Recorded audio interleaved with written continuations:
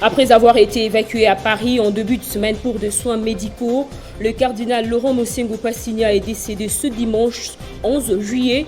Dans ce journal, nous allons recevoir notre éditorialiste maison pour en parler, Jean-Marie Kassamba. Lancement ce lundi 12 juillet des épreuves hors session de l'examen d'État édition 2020-2021 en Banzangungu dans le Congo central par le ministre de l'enseignement primaire, secondaire et technique. Merci de choisir Télé 50 pour vous informer, Madame, Messieurs. Merci de nous rejoindre. Après une journée de folles rumeurs annonçant son décès à Kinshasa, le cardinal Laurent Mosengo Passigna a finalement rendu l'âme ce dimanche 11 juillet à Versailles, en France. À l'âge de 81 ans, a annoncé le cardinal Fridolin Ambongo dans un communiqué. Un décès qui intervient quelques jours après son évacuation en France pour des soins médicaux. Originaire de l'ex-province du Grand Bandundu, où ce docteur en écriture sainte fut ordonné prêtre en 1963 pour le diocèse d'Inongo avant d'être créé cardinal en 2010 par le pape Benoît XVI pour se retirer de sa charge épiscopale en 2018. Et sur ce plateau, nous avons notre éditorialiste maison Jean-Marie Kassamba pour en parler. Et bienvenue, monsieur Jean-Marie Kassamba. Bonsoir. La mort du cardinal Laurent Mosengo, est-ce une perte pour l'Église et la classe politique congolaise? Bien évidemment, la personne de Laurent Mosengo est aussi un personnage emblématique de la classe politique congolaise, mais aussi de l'Église congolaise, l'Église catholique. Mosengo était, de tous les chefs religieux que ce pays a connus, celui qui a le plus influé sur la vie politique et même la vie religieuse de notre pays. Dès son jeune âge, lorsqu'il est créé responsable de l'Église, il a commencé d'abord dans sa Bandundu natale, puis à Kisangani. Déjà, à cette époque-là, il était en bisbille avec le maréchal Mobutu. Ah bon? Bien évidemment. Mosengo, rappelé à Kinshasa en tant que président de l'Église catholique, il a pu, durant la conférence nationale souveraine, jouer les rôles pivots entre l'opposition et la majorité de l'époque de maréchal Mobutu. C'est lui, Mosengo, qui a, contre l'avis de beaucoup, équilibré les choses durant la conférence nationale souveraine. Il était à la fois proche de l'opposition, mais aussi ami des gens du pouvoir. C'est Mosengo, en tant que président du Parlement des transitions, qui a pu empêcher que le pays sombre. Mosengo était intransigeant sur le principe, mais il savait être aussi flexible lorsqu'il s'agissait de l'unité nationale. Mosengo, moi, je l'ai connu à titre personnel parce que c'était l'oncle de mon ami Claudia Sassou Nguesso. Quand vous l'avez en privé, c'est un éminent intellectuel. C'était un esprit brillant, polyglotte, très proche du pape, l'un des rares conseillers du pape. Sur le plan africain. Absolument. Et Mosengo était respecté, y compris à Rome. Et donc, aujourd'hui, avec le départ de Mosengo, même s'il était déjà à la retraite, ça va être un vide. Un vide, pourquoi? Parce que l'Église catholique avait besoin de ces éminents personnages emblématiques, qui étaient un peu inflexibles lorsqu'il s'agissait des principes, notamment de la démocratie, des valeurs, défense de l'intérêt de la patrie. Oui, absolument. Et Mosengo a failli être président de la République. Lorsque Mouzé était sur le chemin de Kinshasa, c'est l'Église catholique qui gérait la transition, qui allait prendre... Mobutu était quasiment fatigué, etc. Il n'avait plus le contrôle. Mais c'est Mosengo qui était depuis Kinshasa, avec le contact avec les Américains, les Occidentaux, etc., qui avait complètement les manettes. C'est pour cela qu'on peut le dire aujourd'hui. Mosengo a toujours gardé un peu tout ceci avec beaucoup d'amertume. C'est-à-dire que les Kabila sont venus lui prendre un peu, je dirais, les fruits de la gestion de la RDC. Et vous venez de l'évoquer, M. Jean-Marie Kassamba, dans son parcours, surtout de l'épisode de la conférence nationale souveraine. Qu'est-ce que les Congolais peuvent garder de lui? Ils doivent garder de Mosengo l'image de ce prélat qui voulait du changement. De ce prélat qui tenait ses ouailles, c'est-à-dire l'Église catholique qui demeure toujours l'Église, un peu, je dirais, presque Église d'État en République démocratique du Congo, même s'il y a l'Église des réveils qui sont venus aujourd'hui bousculer tout ceci. Ils doivent garder de Mosengo celui qui jusqu'au bout. Vous savez que parmi les gens qui étaient contre le troisième mandat du président Kabila, Mosengo était en tête. Oui. On leur prêtait quasiment tous les défauts. Mais Mosengo, c'est le parrain de l'épouse de Joseph Kabila.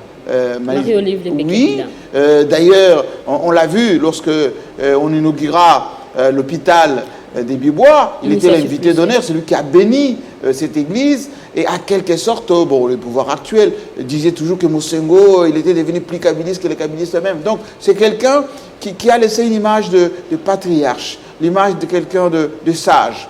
À toutes les occasions des consultations, des dialogues, il était présent. Mosengo était là, il disait toujours, en politique, il faut parler, parce que quand il faut parler, eh ben, vous décrispez la situation. Et que peut-on retenir du combat, justement, politique et religieux mené par l'archevêque? Le combat de Mosengo, sur le plan d'abord religieux, il était dans la ligne droite du cardinal Malula, c'est-à-dire l'africanisation du culte. Mosengo, on l'appelait ici à Kinshasa Tata Cardinal, il savait parler ces lingala châtiés avec une voix un peu mielleuse comme ça, il savait parler au Quinois. C'était, moi j'assistais lorsqu'il a été créé cardinal, dans son intimité, que ce soit à Lindongue, que ce soit au stade de Martyr, vous voyez quelqu'un qui était en symbiose avec Kinshasa. Et donc, sur le plan religieux, jusqu'à sa retraite, les gens le vénéraient, Mosengo. Sur le plan politique, jusqu'à ce qu'il soit parti, Mosengo était consulté par tout le monde, respecté par tout le monde. Aujourd'hui, en Bongo, je ne sais pas s'il aura l'étoffe de Mosengo.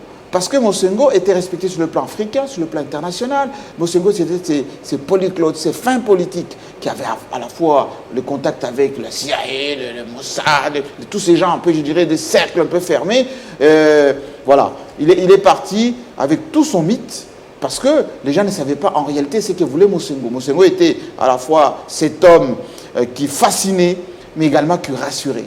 Voilà, il est parti, comme qui dirait au moment où on parle de la congolité aujourd'hui, lui qui avait l'esprit, on va dire, national, mais aussi avec une ouverture sur le monde. Paix à son âme, merci Monsieur Jean-Marie Kassamba pour votre disponibilité. Je rappelle que vous êtes notre éditorialiste maison. Merci.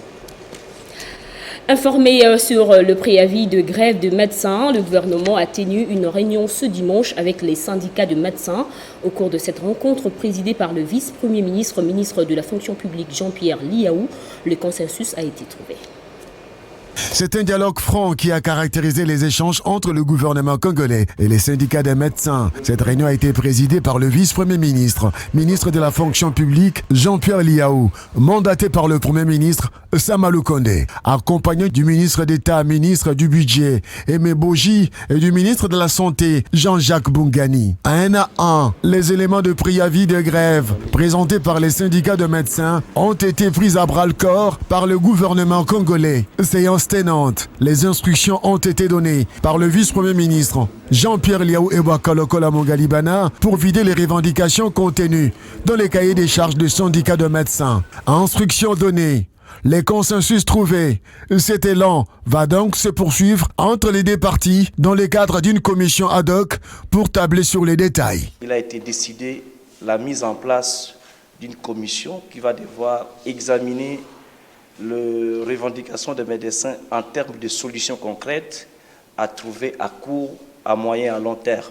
Le gouvernement de la République demande aux médecins des services de l'État de reconsidérer la position consistante en grève. En tant que branche syndicale, nous nous engageons à amener l'information auprès des médecins qui auront à décider de l'option finale à prendre. Le vice-premier ministre Jean-Pierre Liaou a rassuré les syndicalistes sur la détermination du gouvernement de trouver des solutions durables aux revendications de médecins. Du point de vue administratif, il y aura donc l'actualisation du projet de l'ordonnance portant promotion au grade des médecins, l'admission sous statut de nouvelles unités. Il est question pour la commission mise en place, la prime de risque professionnel devra être corrigée, mais aussi la réactivation des rubriques immunisées de la rémunération notamment le transport et le logement devant être payés aux médecins. Une oreille attentive a été donc prêtée aux problèmes posés. Le consensus trouvé entre le gouvernement congolais et les syndicats de médecins va donc permettre aux Congolais de ne pas vivre une grève de médecins, surtout en cette période où la République démocratique du Congo fait face à la 3e vague de Covid-19. Lancement ce lundi 12 juillet des épreuves hors session de l'examen d'État édition 2020-2021 à Banzangourou dans le Congo central par le ministre de l'Enseignement primaire, secondaire et technique Tony Mwaba. Environ 7000 élèves finalistes sont attendus aux épreuves de la dissertation, français oral et jury pratique sur toute l'étendue du territoire national. Pour rappel, les provinces sont déjà fixées sur les frais de participation pour chaque élève à Kinshasa. Ces frais s'élèvent à 85 000 francs congolais en raison de 54 000 francs pour les élèves pour les hors-sessions et 31 000 francs congolais pour la session ordinaire. Signalons que l'utilisation des téléphones portables dans les différents centres est strictement interdite. Rendons-nous au Nord Kivu, c'est peut-être la fin du calvaire des enseignants non payés. Ils seront dans les prochains jours payés et les écoles fonctionnant sans un arrêté ministériel vont le recevoir. En tout cas, c'est l'essentiel de retombée de la mission que la force nationale syndicale de cette province effectue à Kinshasa sur le plaidoyer du député national Patrick Mounyomo auprès du ministre de tutelle. Pacheco Kavundama nous en parle.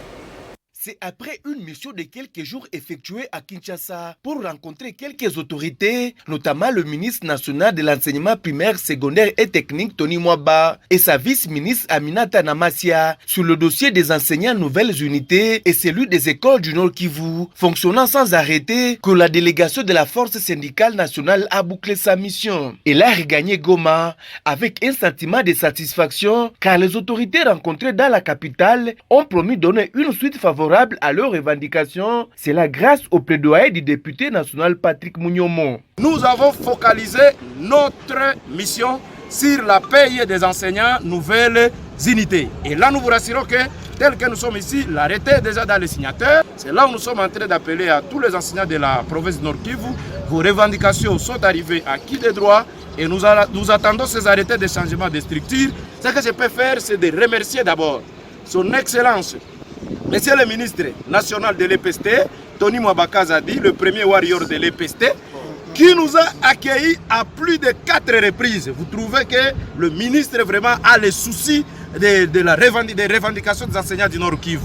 Nous remercions aussi son Excellence, la vice-ministre de l'EPST, Madame Aminata Namasia, qui a été la première à nous accueillir au niveau du ministère de l'EPST, tout en remerciant aussi l'honorable Patrick Mounyomo, qui jusque-là continue à soutenir notre mission. Il n'a pas encore terminé avec nous, parce que lui, en ses mains propres, il va venir avec l'arrêté, mais aussi sa notification. Restons dans ce coin du pays pour parler cette fois de 100 hectares de la dimension de la concession que Marie-Olive Lembe Kabila vient d'accorder aux victimes de l'éruption volcanique de Nyiragongo. Ce don est destiné à plus de 2500 familles qui ont tout perdu. Initiative Plus en appelle aux personnes de bonne volonté et autres structures d'apporter aussi leur appui pour un logement décent de ces milliers de Congolais sans abri à ces jours. Les traces de la coulée des laves sont encore visibles dans les villages Mubouya à Kibati, dans le territoire de Nyiragongo. Marie-Olive Lembe Kabila se retrouve sur place pour compatir avec tous ces Congolais qui ont tout perdu dans cette éruption volcanique. Il leur est même impossible de reconstruire sur ce site qui dégage encore de la chaleur du gaz. Ces milliers de Congolais se contentent pour l'instant des tentes en bâche pour faire face aux intempéries.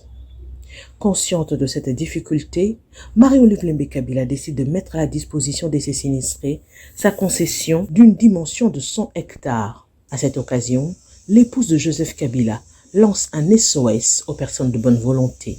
Nous n'avons pas les moyens, nous ne pouvons pas prétendre avoir des moyens pour construire des maisons pour tout le monde, puisque c'est beaucoup de familles. Il y a plus de 2500 familles qui ont été touchées. Mais au moins, nous avons la possibilité de pouvoir tracer les avenues et d'aplanir les terrains. Donc, de couper les parcelles et leur offrir juste les parcelles. Nous appelons plutôt la bonne foi et la bonne volonté des partenaires sociaux qui nous font confiance. Si ils ont besoin d'aider tant soit peu quelques personnes ou quelques familles, ils peuvent se joindre à nous, vu qu'à chaque fois que nous organisons des collectes pour la population, nous essayons de nous déployer personnellement et faire parvenir à destination ce qu'ils nous confient aux bénéficiaires. Au-delà des habitations, ce projet devra abriter une école, un hôpital, un marché, une église, un terrain pour les jeux et sports, ainsi que d'autres domaines. État de siège en Ituri, les opérations de traque de rebelles ADF se poursuivent avec brio dans les différentes parties de cette province. Les forces armées de la République démocratique du Congo ont réussi à détruire plusieurs bastions occupés par les ennemis de la paix. Reportage de la presse militaire. Les forces armées de la République démocratique du Congo montent en puissance du jour au lendemain en Ituri. Sous le commandement du gouverneur militaire, le lieutenant-général Luboya Kanshamadjoni, elle mène les opérations militaires éclairées et combinées contre les terroristes d'ADF MTM dans le territoire du Roumu, en chefferie de Walese Vunkutu. Au sol, les vaillants militaires de forces armées sont dotés et équipés d'une logistique adéquate. Ils font preuve de vouloir et de pouvoir combattre l'ennemi et le neutraliser. Ces unités de terre bénéficient d'un appui fait aérien composé des hélicoptères d'attaque qui portent soutien dans leur progression vers la destruction définitive de l'ennemi, où 5 bastions de ZADF sont détruits par les forces armées, à savoir Masangalo, Mugulu, Mbelude, Moina et Zunguluka. L'effet final recherché dans ces opérations, en ce temps de l'état de siège en Ituri, la défense du territoire national, la restauration de l'autorité de l'État ainsi que la noble paix. Tel est le GV du chef de l'État et commandant suprême des forces armées et de la police nationale congolaise, Félix Tshisekedi Tshilombo. Par ailleurs, pour pérenniser les acquis opérationnels de l'état de siège en Ituri, entre autres, le retour de la population dans leur milieu d'origine, reprise des activités socio-économiques scolaires et assurer la liberté des mouvements ainsi que la libre circulation de personnes et de leurs biens sur les routes nationales numéro 27 et 4, le commandant des opérations militaires en Ituri, le lieutenant-général Luboya Kanshamadjoni, a mis toutes les voiles dehors en posant les actions salvatrices en faveur de sa population avec une somme colossale de $35 000 au bénéfice des hôpitaux de référence de Boga, Tchabi et celui du centre médical de Nyakoundé pour leur bon fonctionnement. À présent, sur tous les fronts où les forces armées sont engagées, alors rien ne peut arrêter le rouleau compresseur de l'armée dans leur mission régalienne de restaurer l'autorité de l'État et d'imposer la paix dans le coin et recoin de la province. Au cours de sa mission dans le Lualaba profond, précisément à Bunkweya, dans le territoire de Lubudi, le gouverneur intérimaire a effectué une tournée touristique dans le cimetière historique où vivait et fut enterré le roi Siri, le fondateur du royaume de Bayeke, assassiné le 20 décembre 1891. Fifi Masuka et sa suite ont eu droit aux explications nécessaires fournies par l'historien de la chefferie.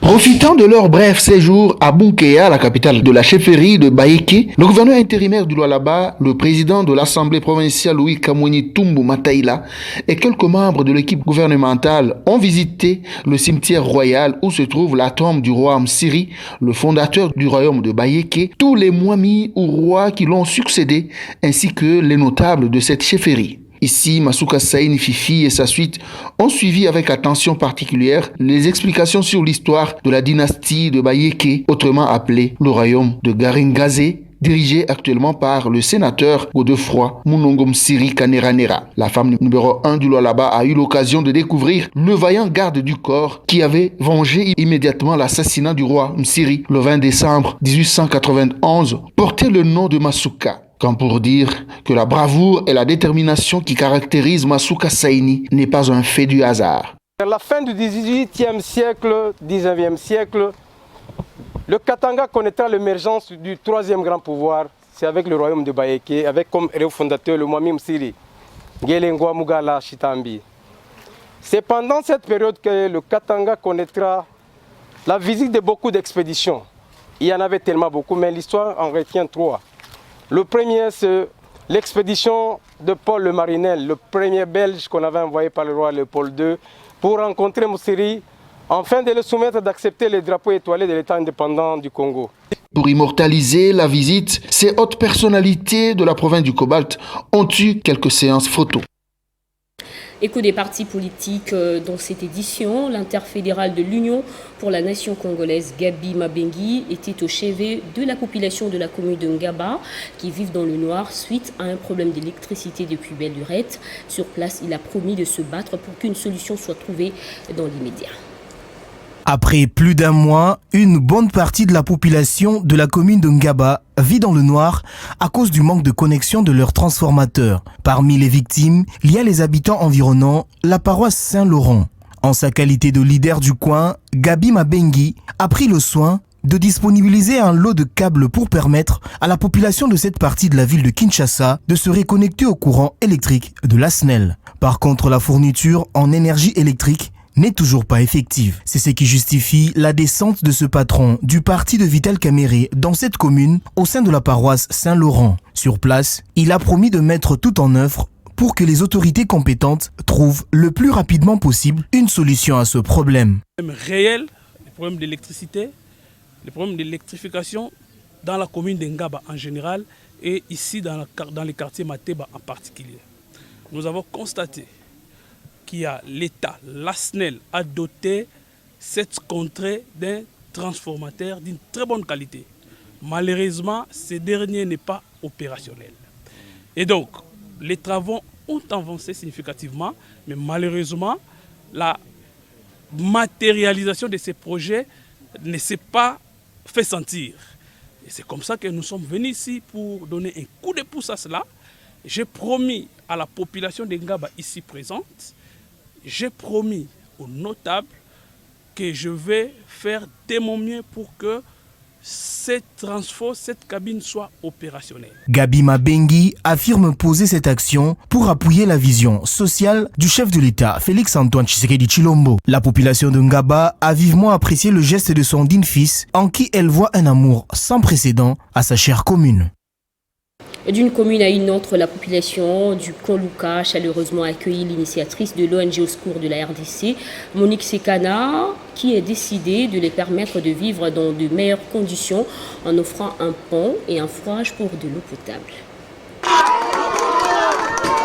Chaque coup de pelle compte pour la reconstruction de la République démocratique du Congo. Et depuis 3 ans, l'ONG au secours de la RDC de Madame Monique Sekena l'a très bien compris. Ce samedi, sur les ovations de la population, elle vient avec une bouffée d'air pour les populations de Kanluka dans le district de Lukunga. Loin des immeubles de la Gombe, ses habitants survivent dans des conditions indescriptibles et Monique Sekena n'a pas pu fermer les yeux. On a tout vu et puis on a écouté. C'est à nous de venir réaliser leurs œuvres. Pour mieux identifier les problèmes rencontrés par la population, au secours de la RDC discute avec elle bien avant d'agir pour ne pas taper à côté. C'est ce que confie son porte-parole. Nous avons reçu, il y a de cela 1 mois, leur délégué qui a adressé auprès de la présidente de l'ONG leur doléance concernant l'installation de ce pont et d'un forage pour leur permettre d'être servis en eau et en transversal. Nous avons été en contact avec eux depuis un certain moment et avons décidé en ce jour de venir sur place, voir la situation, examiner et voir dans quelle mesure nous allons pallier. Incapable de résoudre tous les problèmes du pays, l'ONG au secours de la RDC appelle toutes les personnes de bonne volonté à s'allier à cette cause pour de meilleurs résultats un peu plus partout dans le pays. Prenons le rappel des titres. Après avoir été évacué à Paris en début de semaine pour des soins médicaux, le cardinal Laurent Mosengo Passigna est décédé ce dimanche 11 juillet. Nous avons reçu notre éditorialiste maison sur ce plateau, Jean-Marie Kessamba, qui a parlé du combat politique et religieux de l'archevêque émérite de Kinshasa. Lancement ce lundi 12 juillet des épreuves hors session de l'examen d'État édition 2020-2021 à Mbanza-Ngungu dans le Congo central par le ministre de l'enseignement primaire, secondaire et technique. Merci de nous avoir suivis. Restez avec nous. L'actualité continue sur notre site internet.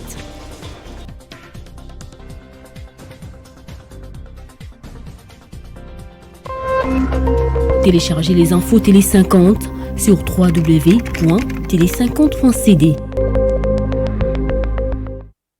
Le cabinet du ministre d'État, ministre de l'Aménagement du Territoire, porte à la connaissance du public qu'il vient d'appréhender un groupe de personnes organisées en réseau et qui s'est permis de lancer en toute illégalité, d'une part, une opération d'identification des agents recrutés il y a 2 ans et d'autre part, un recrutement des nouvelles unités pour les comptes du ministère de l'Aménagement du Territoire, moyennant des frais en espèces sans mandat ni acte générateur.